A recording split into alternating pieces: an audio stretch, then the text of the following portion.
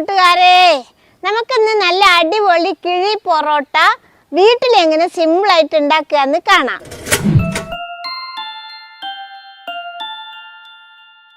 ഞാനിവിടെ കിഴി പൊറോട്ട ഉണ്ടാക്കുന്നത് ബീഫ് ഇറച്ചിയിലാണ്.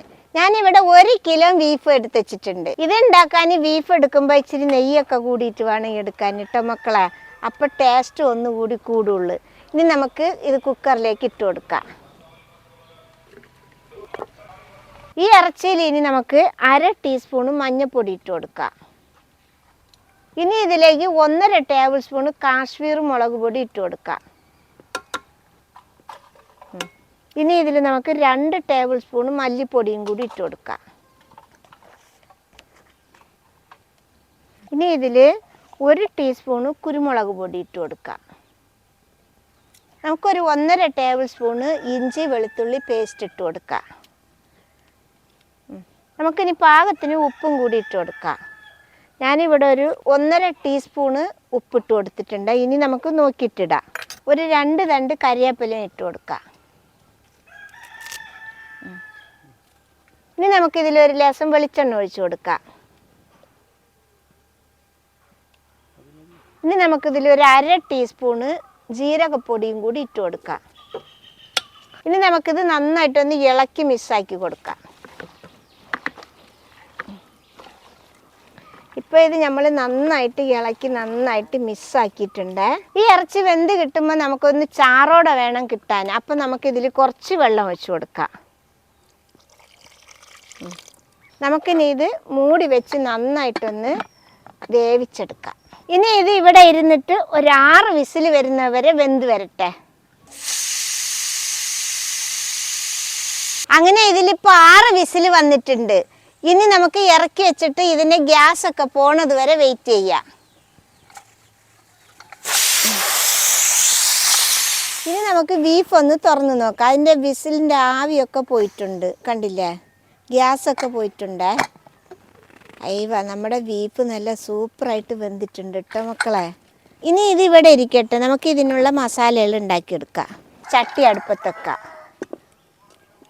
ഇനി നമുക്കിതിൽ ലേശം വെളിച്ചെണ്ണ ഒഴിച്ചു കൊടുക്കാം. ഒരു 2 ടേബിൾ സ്പൂണോളം വെളിച്ചെണ്ണ ഞാൻ ഒഴിച്ചിട്ടുണ്ട്. എണ്ണ ചൂടായിട്ടുണ്ട്. നമുക്ക് ഇനി 4 വറ്റൽ മുളക് ഞാൻ 2 മുറിച്ചിട്ടിട്ടുണ്ട്. അതിട്ട് കൊടുക്കാം. വറ്റൽ മുളക് ഒന്ന് മൂക്കട്ടെ. മുളക് മൂത്ത് വരുമ്പോൾ നമുക്ക് ഉള്ളി ഇട്ട് കൊടുക്കാം. ഞാനിവിടെ ഒരു 1.25 കപ്പ് ചെറിയ ഉള്ളി അരിഞ്ഞതെടുത്തിട്ടുണ്ട്. അതിട്ട് കൊടുക്കാം. ഇതിന് ചെറിയ ഉള്ളിയെ നല്ലത് കേട്ടോ. എന്നാൽ വലിയ ഉള്ളി ഇട്ട് കൊടുക്കാം, കുഴപ്പമില്ല. ലേശം കരിവേപ്പിലയും കൂടി ഇട്ട് കൊടുക്കാം. ഉള്ളിയൊക്കെ നന്നായിട്ടൊന്ന് വാടി വരട്ടെ.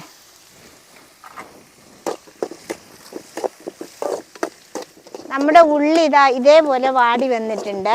നമുക്ക് ഈ സമയം ഇതിൽ ഇഞ്ചി വെളുത്തുള്ളി പേസ്റ്റ് ഇട്ട് കൊടുക്കാം. ഞാനിവിടെ 1 ടേബിൾ സ്പൂണാണ് ഇട്ട് കൊടുക്കുന്നത് കേട്ടോ. ഇനി നമുക്ക് അതിൻ്റെ പച്ചമണം ഒന്ന് മാറട്ടെ. ഇളക്കി കൊടുക്കാം. നമ്മുടെ ഇഞ്ചിയുടെയും വെളുത്തുള്ളിയുടെയും പച്ചമണമൊക്കെ ഒന്ന് മാറിയിട്ടുണ്ട്. നമുക്കിതിൽ തക്കാളി ഇട്ട് കൊടുക്കാം. ഞാൻ ഒരു വലിയ തക്കാളി എടുത്തിട്ടുണ്ട്. അതിട്ട് കൊടുക്കാം. ഇതിൻ്റെ തക്കാളിയും കൂടി ഇനി വെന്ത് വരട്ടെ. ഇപ്പം തക്കാളിയൊക്കെ നന്നായിട്ട് വെന്ത് ഉടഞ്ഞിട്ടുണ്ട്, കണ്ടില്ലേ മക്കളെ? നമുക്കിനി ഇതിൽ മസാലകൾ ഇട്ട് കൊടുക്കാം. ഇനി നമുക്കിതിൽ ഒരു 2 ടേബിൾ സ്പൂണ് കാശ്മീർ മുളക് പൊടി ഇട്ട് കൊടുക്കാം. കാശ്മീർ മുളക് പൊടിയായ കാരണമാണ് തോനെ ഇട്ട് കൊടുക്കുന്നത് കേട്ടോ. അതിൽ എരിവുണ്ടാവില്ലല്ലോ അങ്ങനെ. ഇനി നമുക്കിതിലൊരു 1.5 ടേബിൾ സ്പൂണ് മല്ലിപ്പൊടിയും കൂടി ഇട്ട് കൊടുക്കാം.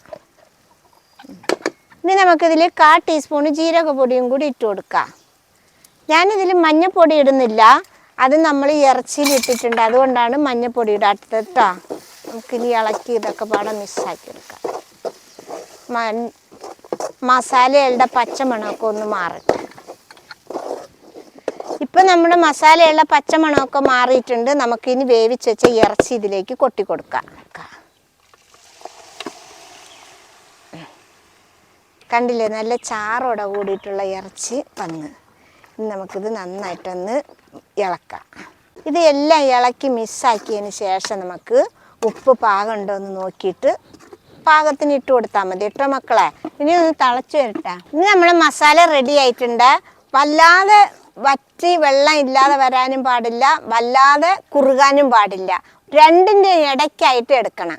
ദാ ഇതേപോലെ കണ്ടില്ലേ? ഇത് നിങ്ങൾക്ക് ഇറച്ചിയിൽ വെള്ളം കൂടുതലാണ് തോന്നുകയാണെങ്കിൽ തീ കത്തിച്ചിട്ട് ഇതേപോലെ വറ്റിച്ച് ഈ ലെവല് കാക്കി എടുത്താൽ മതി. കണ്ടില്ലേ? സ്പൂണിൽ കോരിയാൽ താഴത്ത് പോവില്ല, ആ രീതിയിൽ ഉണ്ടാകും. ഇനി നമുക്കിതിലൊരു ലേശം കുരുമുളക് പൊടി ഇട്ട് ഇറക്കി വെക്കാം.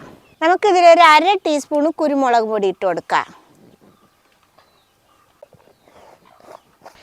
ഇതിന് നമുക്ക് നന്നായിട്ടൊന്ന് ഇളക്കാം.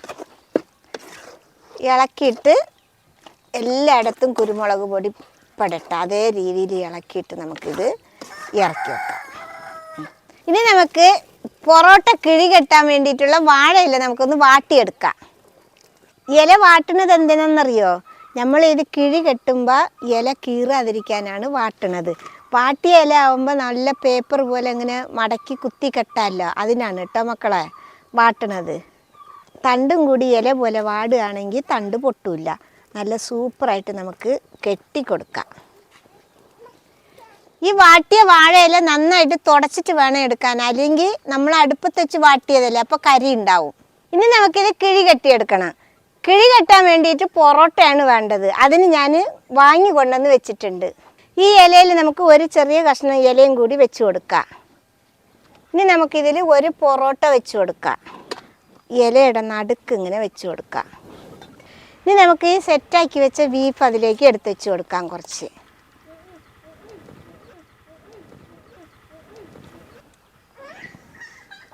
പരത്തി എല്ലായിടത്തും പെടുന്നത് പോലെ നമുക്ക് വെച്ച് കൊടുക്കാം.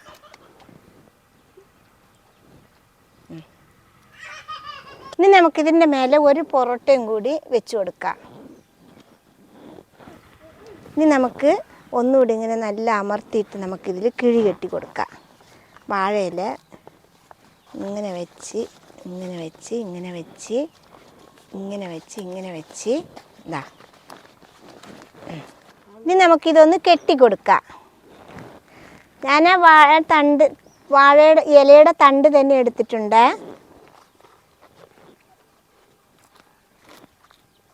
ഒരു കിഴി അങ്ങനെ കെട്ടിയിട്ടുണ്ട്, കണ്ടില്ലേ? ഇനി ഇത് ഇവിടെ ഇരിക്കട്ടെ, അടുത്തതും കൂടി ഇതേപോലെ കെട്ടിയെടുക്കാം.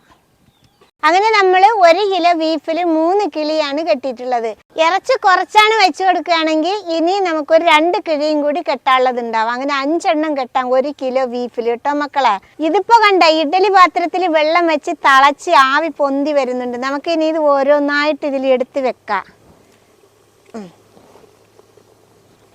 3 എണ്ണം നമ്മൾ വെച്ചിട്ടുണ്ട്. നമുക്കിനി ഇത് മൂടി വെച്ച് കൊടുക്കാം. ഇത് ഇനി നമുക്കൊരു 5 മിനിറ്റ് ആവിയിലിരുന്ന് വെന്ത് വരട്ടെ, അതുവരെ നമുക്ക് കത്തിച്ചു കൊടുക്കാം. ഇനി നമ്മുടെ കിഴി പൊറോട്ട തുറന്ന് നോക്കാം.